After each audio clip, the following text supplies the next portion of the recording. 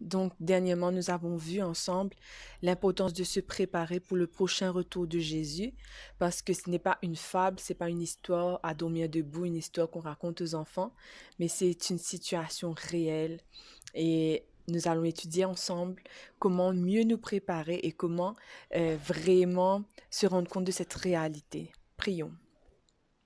Père éternel, alors que nous allons étudier ta parole aujourd'hui, nous te demandons ton Saint-Esprit, guide-nous, ouvre notre intelligence, notre esprit à te recevoir et que cette nourriture spirituelle, Seigneur, puisse nous transformer. Au nom de Jésus. Amen.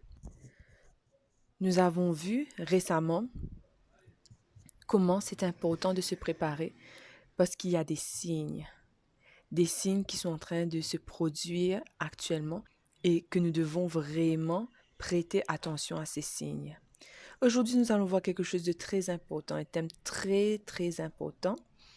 Et je vous avais dit que l'enfer n'existe pas encore et que quand on meurt, on ne va pas au ciel directement, mais que certaines personnes seulement, certains prophètes sont allés au ciel, mais que la plupart de ceux qui sont morts, ils attendront le second retour de Jésus pour enfin être ressuscités. Nous avons tous eu la mauvaise expérience d'avoir perdu des êtres chers, que ce soit des grands-parents, des parents, des frères, des sœurs, des amis, des cousins, des cousines, des tantes, des oncles, et nous savons le sentiment que ça cause, que ça occasionne, ça fait mal. Et grâce à la parole de Dieu, nous pouvons avoir cette assurance, cette consolation que nous reverrons ces personnes. Alors que nous dit la parole de Dieu par rapport à son prochain retour, au moment où enfin nous irons dans le royaume des cieux. Que nous dit la parole de Dieu à ce sujet? Quand Jésus est mort, qu'il fut ressuscité, il apparut à ses disciples et il a dit, « Il y a plusieurs demeures dans la maison de mon Père et je vais vous préparer une place. » Dans Jean 14, au verset 2. Alors, il y a plusieurs demeures que Jésus est parti nous préparer au ciel. Et ces demeures sont multiples pour que tous ces enfants qui l'ont accepté puissent habiter en harmonie avec lui pour l'éternité.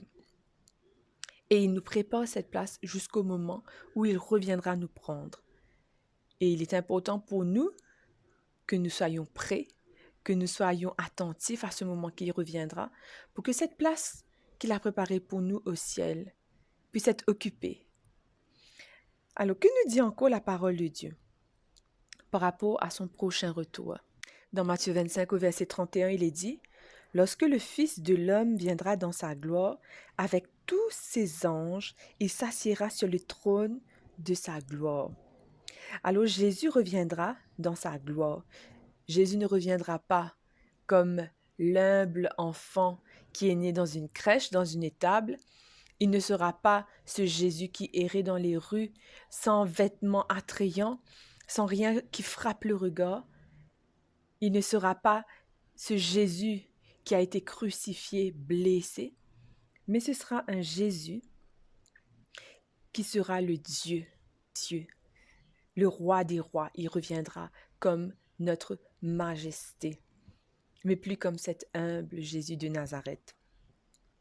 Et il sera accompagné, la Bible nous dit, d'Apocalypse 5 au verset 11 et Daniel 7 au verset 10, l'apôtre Jean a dit qu'il y a beaucoup d'anges, 1000 milliers, 10 000 millions d'anges qui vont l'accompagner. Alors viendra un jour où il reviendra, vous regarderez au ciel et vous verrez quelque chose d'inhabituel. Vous verrez une grande lumière, du bruit, le bruit des trompettes, probablement les chants des anges. Et vous verrez Jésus descendre avec tous ses anges et ils vont fourmiller le ciel. Ils vont occuper tout le ciel et à travers le monde entier, tout le monde le verra. Apocalypse chapitre 1 au verset 7 dit, « Voici, il vient avec les nuées et tout œil le verra. » Il est important ce que la parole de Dieu nous dit. C'est très important. Pourquoi? Parce que tout œil le verra. La parole de Dieu nous met en garde qu'il y aura des faux Christ qui viendront. Et il est dit dans Luc 17, versets 22 à 24, et il dit aux disciples, « Des jours viendront où vous désirerez voir l'un des jours du Fils de l'homme, et vous ne le verrez point. On vous dira, il est là, n'y allez pas. Ne courez pas après, car comme l'éclair resplendit et brille d'une extrémité du ciel à l'autre, ainsi sera le Fils de l'homme en son jour. » Alors nous n'aurons pas à nous méprendre sur la façon dont Jésus reviendra. Ce sera clair. Les hommes verront, tout œil le verra. Mais Satan va essayer de nous piéger, va essayer de nous faire croire que Jésus est à tel endroit ou tel endroit. Mais nous devons prêter attention à ce que la parole de Dieu nous dit. C'est pour ça qu'il est important, surtout à la fin des temps, d'étudier la parole de Dieu, parce que Dieu nous met en garde contre les stratégies, les pièges du diable concernant la fin des temps. Que se passera-t-il pour ceux qui sont morts?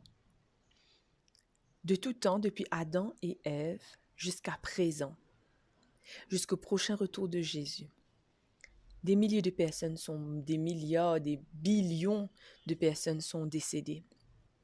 Parmi, il y a hommes, femmes, enfants, adolescents qui ont péri, certains de façon paisible, d'autres de façon tragique, d'autres par la maladie.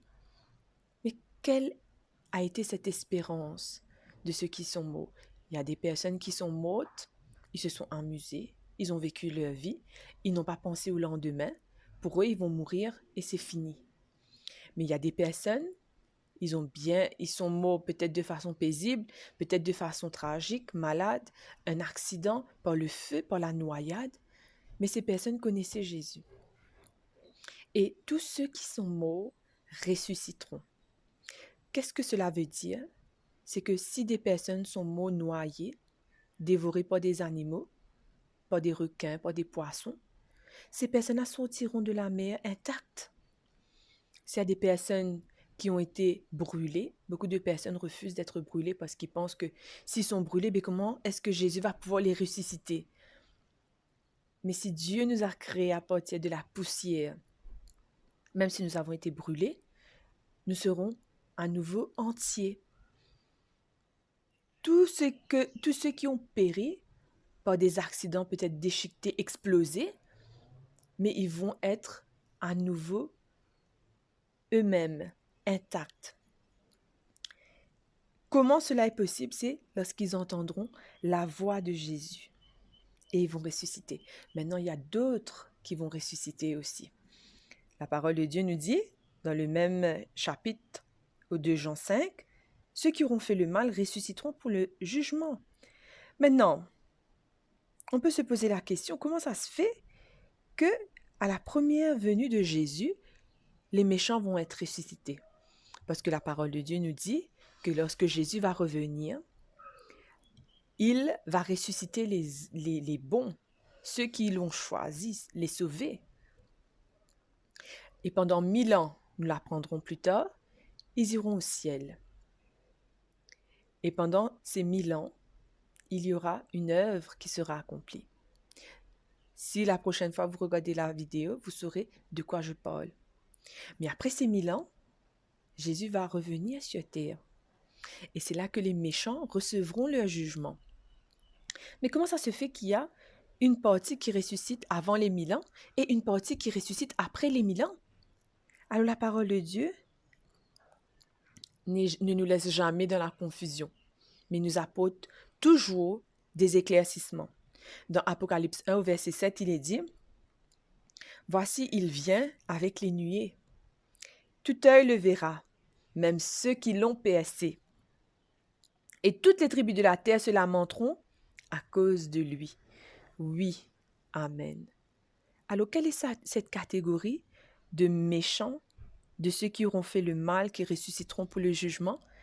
Eh bien, c'est ceux qui auront crucifié Jésus, ceux qui auront pris des décisions pour le tuer, ceux qui ont nié Jésus, la divinité de Jésus. Ils vont le voir et ils ne vont pas pouvoir nier son existence parce qu'ils verront Jésus descendre, ils verront Jésus glorifié, ils verront les anges qui l'accompagnent. Alors là, c'est la première partie de ceux qui vont le voir. La parole de Dieu nous dit que quand Jésus va revenir, il y aura une catégorie de personnes qui vont dire « Montagne, tombez sur moi, cachez-moi de sa colère ».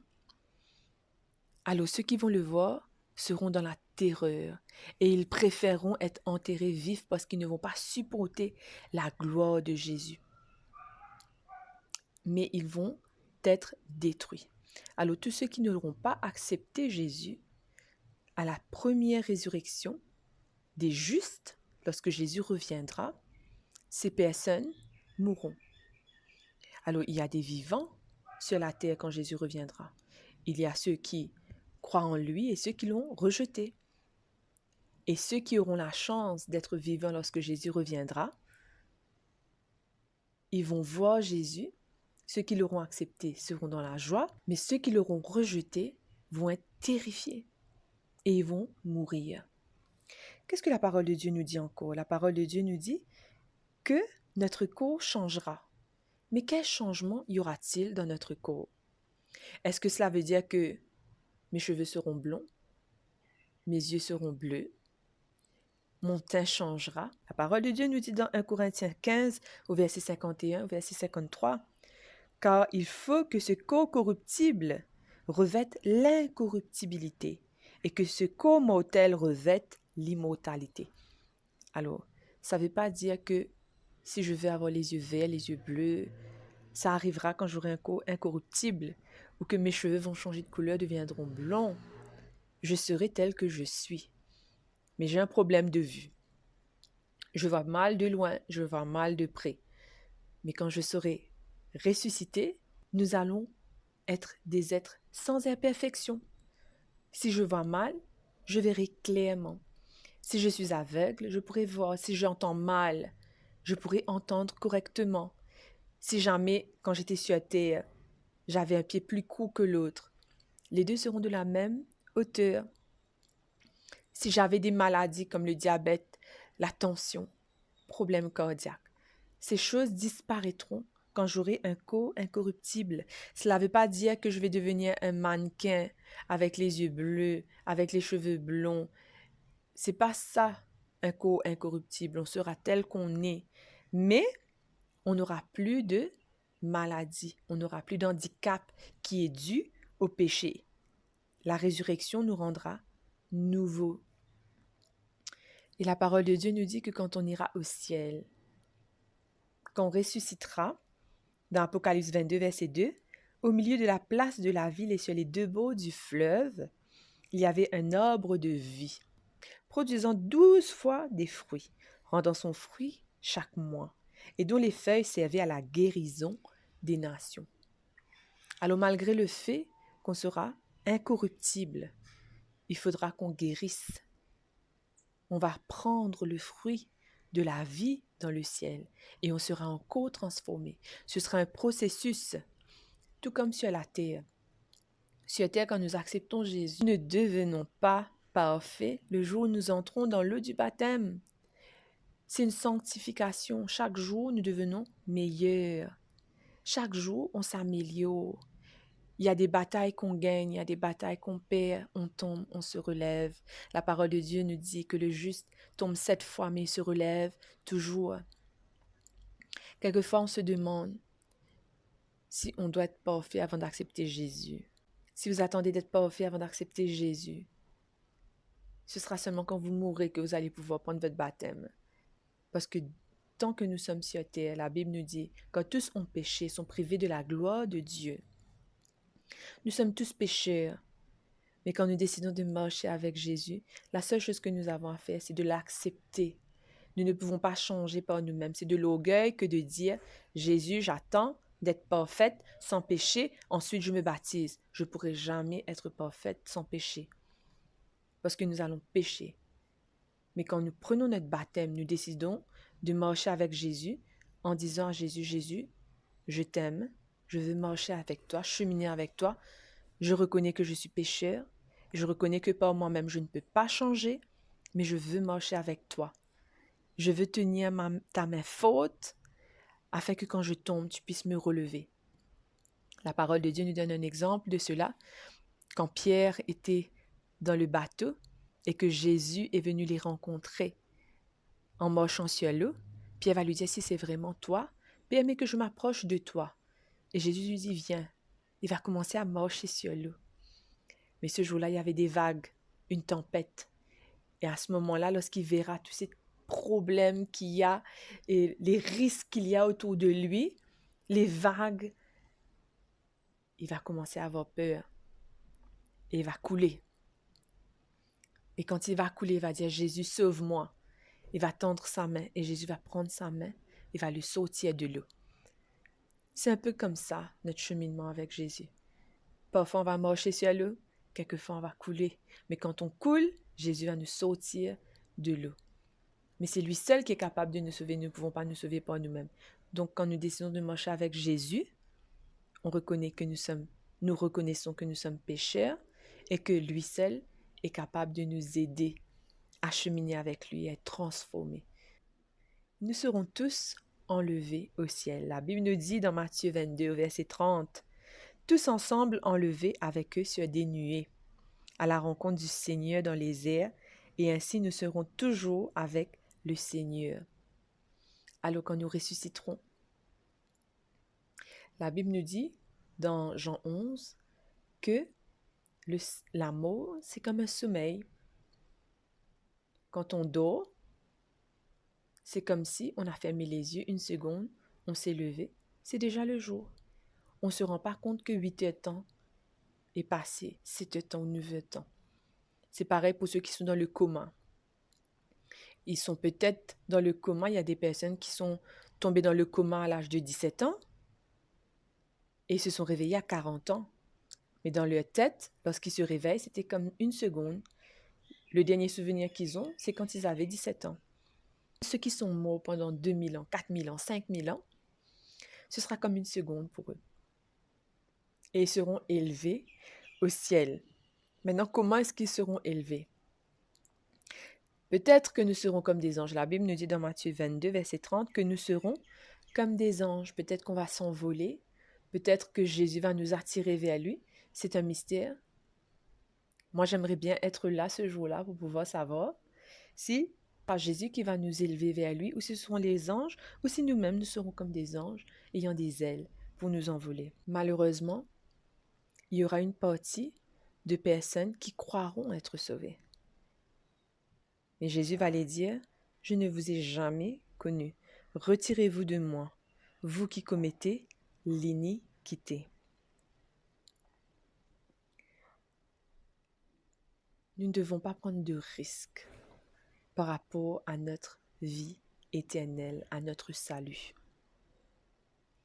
Comme je vous ai dit, ceux qui auront été justifiés par Jésus, ceux qui auront été considérés comme justes parce qu'ils ont accepté Jésus dans leur vie, ces personnes-là verront Jésus quand il reviendra. Mais par contre, il y aura une autre catégorie de personnes qui auront vécu leur vie comme ils ont envie. Et quand Jésus reviendra, ce sera le jugement, après les 1000 ans. Et ces personnes, quand ils seront ressuscités, ce sera pour leur jugement. Et quand ils vont regarder à côté d'eux, ils verront que les tombeaux sont vides. Alors quand vous ressusciterez, il est préférable que ce soit durant la première résurrection, quand vous serez élevés au ciel avec Jésus. Parce que la deuxième résurrection, si vous vous levez, vous vous réveillez et que vous voyez des tombeaux vides à vos côtés, vous saurez que c'est mal parti.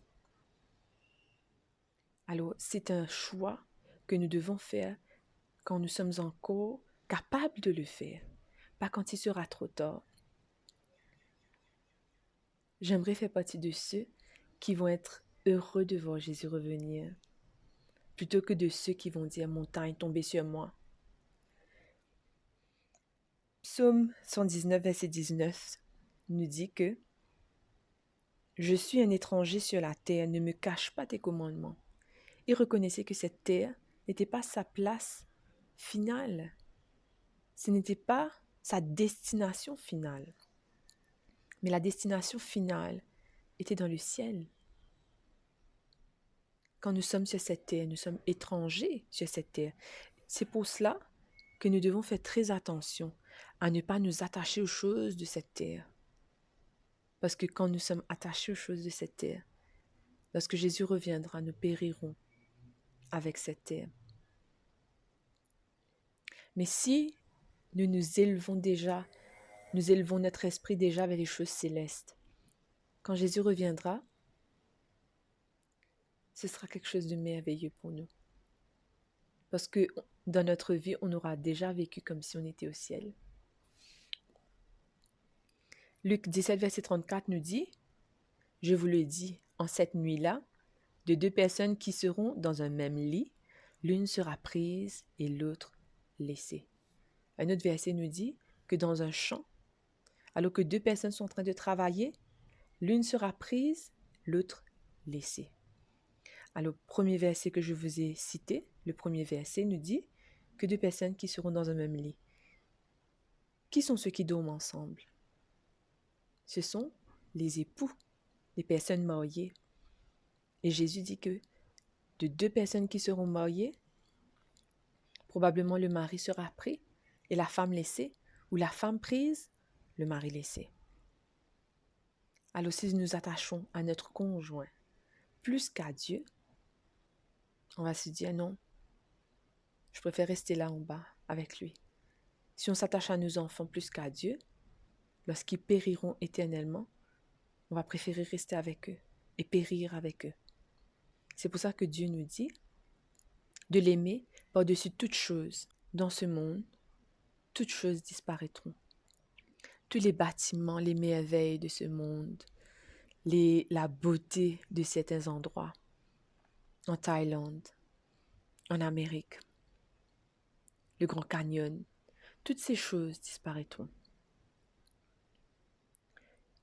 Il est temps de choisir. Qu'est-ce que tu veux? Jésus te donne un billet direct, gratuit pour le ciel. Quand il reviendra, ta place elle est déjà préparée dans un hôtel 5 étoiles dans le ciel. Et cet hôtel, peut-être 10 étoiles ou 15 étoiles ou 20 étoiles, sera rien comparé à cette terre. La Bible nous parle de la Nouvelle Jérusalem qui sera faite d'eau, de perles, de toutes sortes de pierres précieuses. Notre imagination ne pourra pas même comprendre la beauté, la merveille que nous aurons, que nous vivrons quand nous irons au ciel. Mais c'est un choix qui t'appartient, c'est un choix qui m'appartient. Aujourd'hui, est-ce que tu vas attendre d'être meilleur pour accepter Jésus? Est-ce que tu vas attendre de pécher moins? Cela n'arrivera jamais. La seule chose que Jésus dit, c'est « Viens à moi ». Nous sommes tous comme Pierre. Nous sommes en train de nous noyer. C'est Jésus seul qui peut nous sauver. Par nous-mêmes, nous ne pouvons rien faire.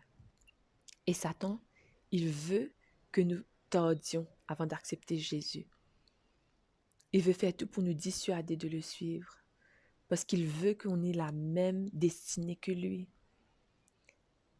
Mais Jésus nous dit, « Voici, je mets devant toi la vie et la mort. Choisis la vie. » Si c'est ton souhait ce soir, si c'est ton souhait, prions ensemble. Père, merci pour ce message d'espérance. Cette joie que tu mets en nous, cette espérance que tu mets en nous qu'un jour, on reverra tous ceux qui sont chers à nos cœurs que nous avons perdus. Nous aurions aimé être avec eux, avec toi dans le ciel un jour, pour vivre éternellement. S'il y a des choses qui nous retiennent sur cette terre, des péchés, des défauts de caractère qui nous empêchent de venir devant toi, de t'accepter, de sceller notre alliance avec toi. Seigneur, que tu puisses toi-même prendre charge de ces choses. Nous venons vers toi tels que nous sommes. Nous choisissons de te suivre et de nous abandonner à toi. Nous sommes étrangers sur cette terre. Nous ne voulons pas nous attacher aux choses qui périront, mais nous voulons nous attacher à toi, qui vit éternellement et qui nous promet une vie éternelle. Sois avec nous, chemine avec nous, convainc-nous par ton Saint-Esprit. Te les demandons. Nous te demandons ces grâces au nom de Jésus. Amen. Vous apprenez ces belles leçons. Des leçons qui donnent la vie, qui donnent la joie, qui donnent l'espérance. Peut-être qu'il y a des personnes autour de vous qui sont dans le gouffre, qui sont dans un trou noir, dans un tunnel et ils n'arrivent pas à trouver de solution. Peut-être que ces personnes pensent au suicide. Peut-être que ces personnes pensent qu'il n'y a pas de solution. À travers cette vidéo, vous pouvez les donner de l'espérance. Vous pouvez les donner une solution à leurs problèmes et peut-être sauver des vies. Non seulement sur cette terre, mais ces personnes peut-être auront la vie éternelle. Le Seigneur nous donne un cadeau que nous ne devons pas garder pour nous-mêmes, mais partager avec le maximum de personnes que nous pouvons. Prions, demandez à Dieu à qui je peux envoyer cette vidéo. Montre-moi. Et le Seigneur vous montrera. Vous mettra des personnes sur votre chemin pour partager le message de la bonne nouvelle. À la prochaine.